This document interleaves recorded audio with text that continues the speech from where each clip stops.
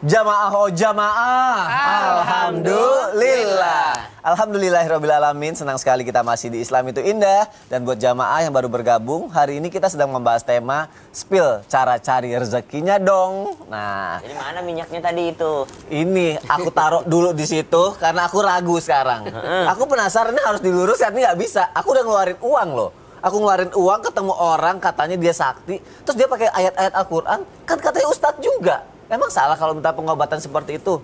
Lagi marak loh Ustadz, lagi tren. Atas nama Ustadz tapi pakai ilmu-ilmu kayak gitu. Mau tahu? Mau tahu. Boleh nggak sih? Boleh tidak ya? Kita bahas. Ya udah deh, aku mau Izin Ustaz Bani dan Sasam.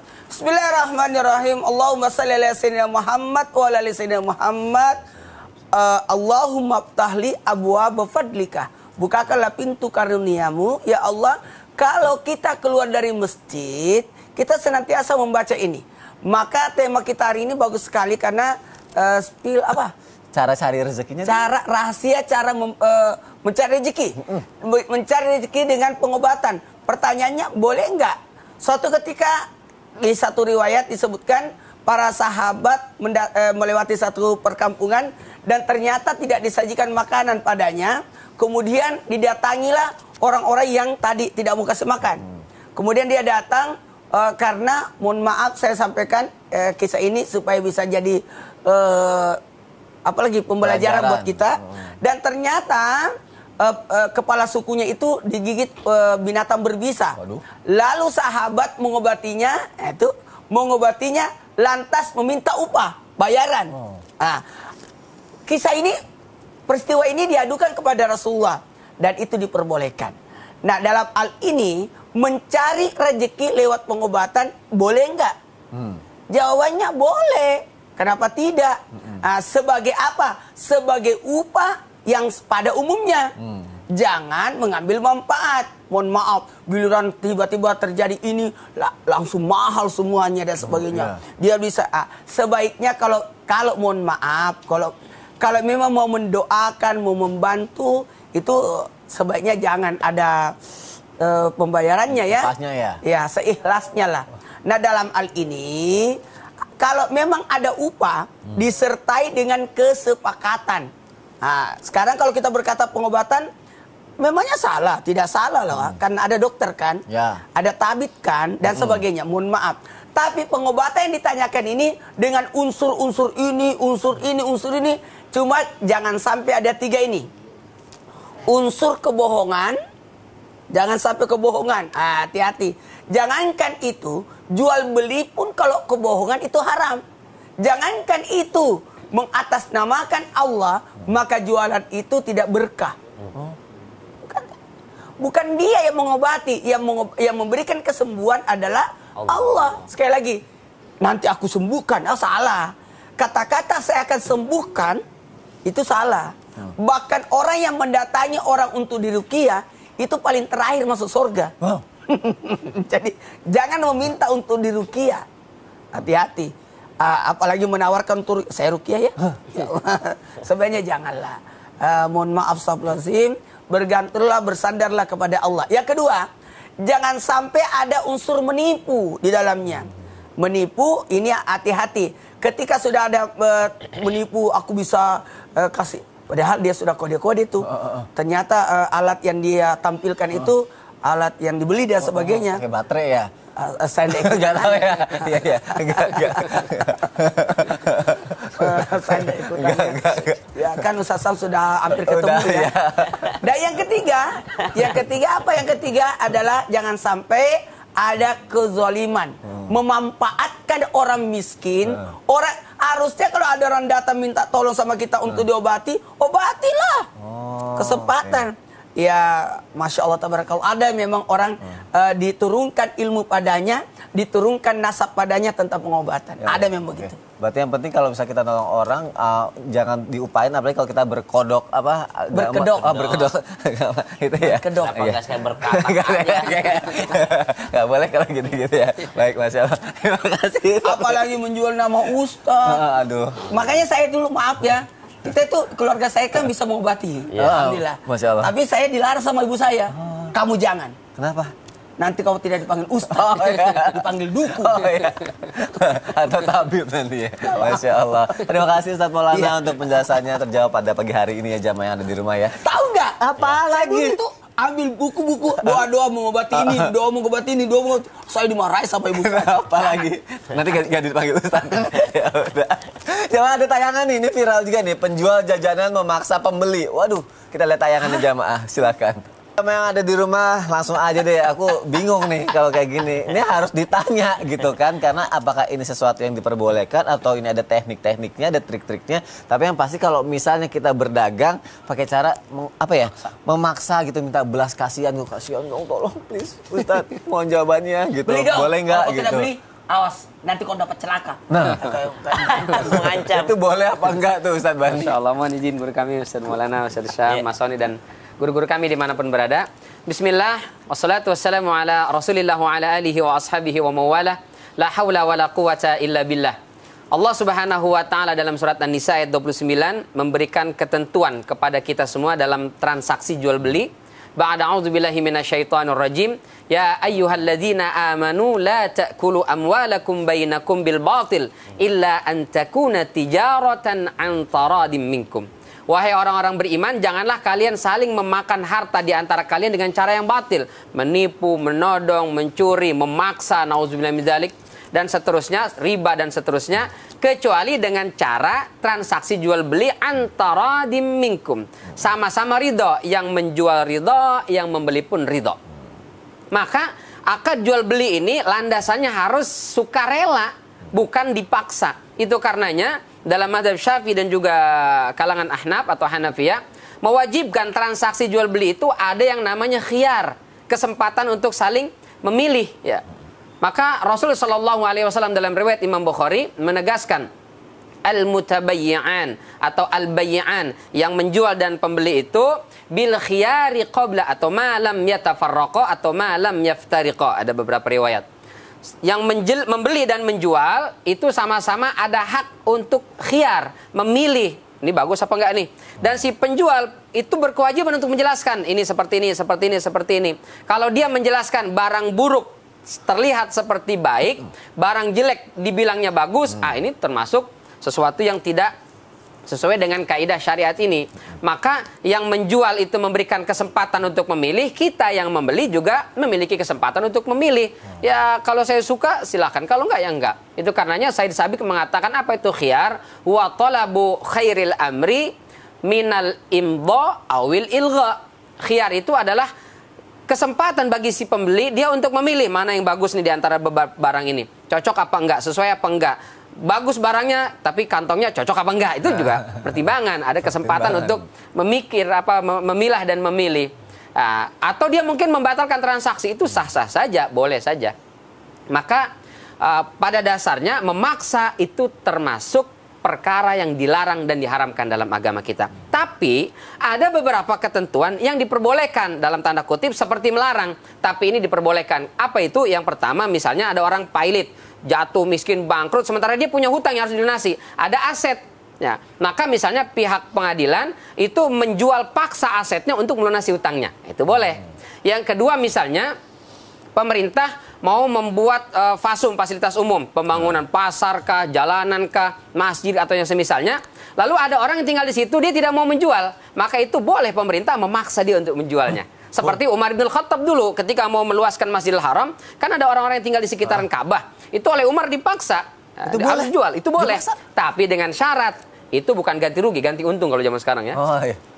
Jangan di bawah harga pasaran ya. Harga rata-rata misalnya 1 juta di sana, ini karena saya yang berkuasa di 200.000 aja misalnya. Nah, ini itu nggak boleh, zalim jatuhnya. Harus dilebihin baru harus boleh. Minimal sesuai dengan harga pasaran lah gitu. Yang berikutnya ada lagi misalnya iz'an namanya, akad iz'an, seperti pemerintah yang menetapkan harga kayak BBM, harga tarif dasar listrik, itu kan kita nggak bisa memilih. Kalau bisa sekian dong bayarnya, nggak bisa. Nah, itu termasuk diperbolehkan. Di negara kita ini kan sesuai kesepakatan di MPR DPR itu kan ada Kementerian Perdagangan kan. Betul. Maka itu termasuk makanya ada operasi pasar. Oke, berarti memaksanya dalam artian sesuai syariatnya gitu ya. ya. Itu syariat. Itu tidak termasuk kategori memaksa. Kenapa? Jangan juga kita marah-marah. Kenapa beda jualannya di sini harganya kan di situ kan pakai di mall. Iya, benar. Pasti ada pajaknya kan. Iya. Kok tahu aku suka gitu-gitu ya? Ya. Dibahas di sini ya. Udah jamaah, aku baca aja pertanyaannya udah masuk ke media sosial Islam itu indah ya. Ya kita masuk ke segmen Tanya Dong Ustadz. Kami semua tanya dong Ustadz. Masya Allah, dihafalin gerakannya ya jamaah ya. Ini kami semua tanya dong Ustadz. Oh, Masya Allah. Nanti di segmen berikutnya dipraktekin lagi. Di episode berikutnya harus jamaah yang praktekin ya. Jamaah, nih ada pertanyaan nih dari Instagram hamba Allah. Assalamualaikum Ustadz, mau tanya dong. Saya punya warung. Terus biar warung rame ya, biar rezeki warung nggak sepi, saya bolehin yang belanja di warung boleh ngutang. Itu apa sih dosa karena ngajarin orang ngutang itu Ustadz? Wah, gimana Ustadz? Dia boleh ngutang di warungnya? Bismillahirrahmanirrahim.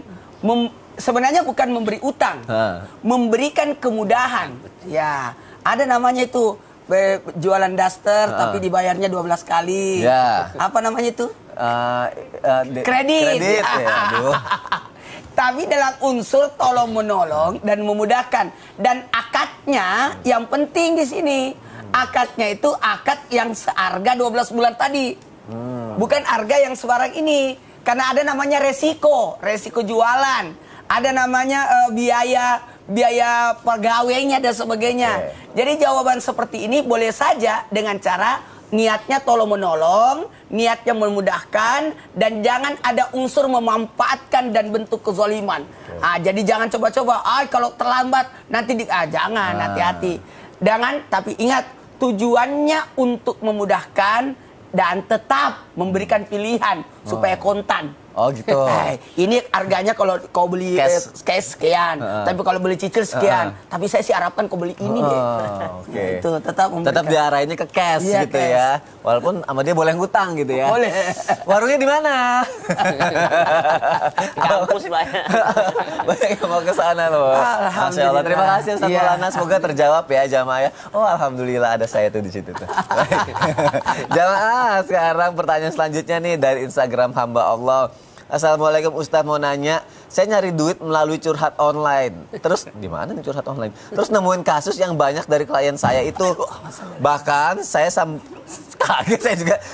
Bahkan sampai ceritain aibnya ke saya. Saya dosa nggak sih Ustadz kerja kayak gini? Terus gimana hukumnya Ustadz? Ustadz Syam, ada yang curhat online nih Ustadz. Curhat online ya? Mohon jawab melalui tausiah ya Ustadz ya. Bisa saya curhat online sekarang? Iya. Saya kaget. Saya juga mau curhat online dong. Bismillahirrahmanirrahim. Alhamdulillah wassalatu wassalamu ala Rasulillah, amma ba'd. Jamaah Islam itu indah yang dimuliakan Allah Subhanahu wa taala. Bagaimana hukumnya bekerja sebagai konsultan? Konsultan. Seorang konsultan permasalahan-permasalahan. Yang pertama curhat online gitu ya. Jangankan curhat online, sekarang orang nanya dokter itu udah ada aplikasinya. Nanya dokter itu kita nggak usah keluar rumah sampai ke rumah sakit, itu sekarang sudah aplikasi. Kita bisa bertanya di sana. Ini kan online juga nih, curhat juga masalah kesehatannya apa yang dirasakan. Bahkan kadang-kadang kita diminta oleh dokternya yang ada di situ untuk videokan misalnya bekas luka ataupun ada yang harus diperiksa gitu ya. Maka itu yang pertama, dokter pun bisa dengan cara online. Kemudian yang kedua, ada konsultasi hukum, misalnya kepada notaris gitu, ditanyakan, itu online dulu kan sebelum ketemuan. Atau konsultasi misalnya ada jual beli online, konsultasi dulu kepada ahlinya, gimana nih mobil ini nih, saya beli mobilnya second nih, kalau keadaan seperti ini pernah tabrakan nggak ya, ini pernah kena banjir nggak ya. Nah itu subhanallah online semua. Sekarang pertanyaannya, curhat online yang seperti apa di sini nih? Curhat masalah agama kah, curhat masalah psikologi kah, atau masalah apa di sini, atau mungkin pekerjaan atau sekolahnya ya, pelajaran di kampusnya. Maka subhanallah, yang digarisbawahi yang pertama, apabila pembicaraannya itu masih dalam pengawasan atau yang namanya tidak berdua-duaan, maka insya Allah diperbolehkan. Kenapa kami langsung memberikan syarat tadi berdua-duaan ini? Karena banyak sekali yang terjebak dalam curhat-curhat ini, berawal daripada curhat tadi berbeda jenis ya, antara laki-laki dan perempuan curhat kepada laki-laki asing, maka subhanallah disitulah membuka pintu yakni masuknya syaitan, sehingga menggoda di antara keduanya atau menggoda langsung dua-duanya. Jadi setan ini datang dari berbagai arah. Ba'da an naqul a'udzubillahi minasyaitonir rajim. Rabbi anzirni ila yaumi yub'atsun. Dia minta sama Allah untuk dipanjangkan umurnya seumur dengan dunia ini. Lalu apa? Dia akan datang dari depan, dari belakang, dari kanan, dari kiri. Berbagai macam cara dilakukan oleh iblis, ya, membungkusnya dengan cara apapun itu agar bisa menggoda manusia. Maka yang pertama, berhati-hatilah daripada godaan syaitan tadi. Yang kedua, jangan sampai bukan ahlinya. Jangan sampai bukan ahlinya. Karena ada ancaman dari baginda Nabi SAW. Jikalau engkau ingin melihat sebuah kehancuran, maka serahkan sesuatu kepada bukan ahlinya. Jadi baik yang bertanya ataupun yang ditanya harus sama-sama sadar diri, ya, harus sama-sama sadar diri. Kalau nggak tahu ya bilang nggak tahu. Kalau nggak mampu menjawab ya bilang nggak mampu menjawab. Yang ketiga, bagaimana penghasilannya? Bagaimana dengan penghasilannya? Ada seorang pemuda yang hendak menikah mengadu kepada baginda Nabi SAW karena nggak punya apa-apa. Maka Nabi SAW memintanya, apakah di rumahmu tidak ada kain kah atau cincin besi kah yang bisa dijadikan mahar? Tidak ada ya Rasulullah. Akhirnya pemuda ini pun pergi. Rasulullah SAW memanggilnya kembali. Apakah engkau ada menghafal beberapa ayat Al-Quran? Ya, adakah engkau di dalam hatimu engkau benar-benar menghafal ayat ini? Maka pemuda ini pun menyatakan kepada baginda Nabi, saya hafal surah ini, surah itu, surah ini. Betul engkau menghafalnya? Betul. Maka saya nikahkan engkau dengan wanita tersebut dengan mahar hafalan Al-Qur'anmu untuk kau ajarkan kepadanya. Artinya mengajar, memberikan konsultasi kepada orang lain itu boleh mengambil upah darinya selama tidak ada penipuan di dalamnya, selama tidak membuka pintu-pintu syaitan di dalamnya. Wallahu taala a'lam. Sama-sama. Ustaz Dani sini deh. Aku nanya nih, aku lagi ikut-ikutan invest saham-saham gitu. Wih. Cuma tuh nggak tahu nih nanti naik apa turun sahamnya nih gitu. Itu apa sih? Uang, cuma aku takut naik apa turun sahamnya, aku nggak tahu, aku salah. Terus kayak gini-gini Uang nih digital. Digital. Uang digital, Boleh nggak sih? saham itu gimana sih? Boleh nggak Mau sih? tahu jawabannya? Iya. Jadi pemirsa, jangan kemana-mana. Setelah yang saat ini kita akan jelaskan. Insya Allah. nanyanya sekarang. Ya udah deh, bentar lagi ya. Bentar lagi, Tetap bentar bisa lagi. Mitu Indah ya jamaah. Alhamdulillah. Alhamdulillah. Tuh, kan lumayan kalau misalnya berhasil.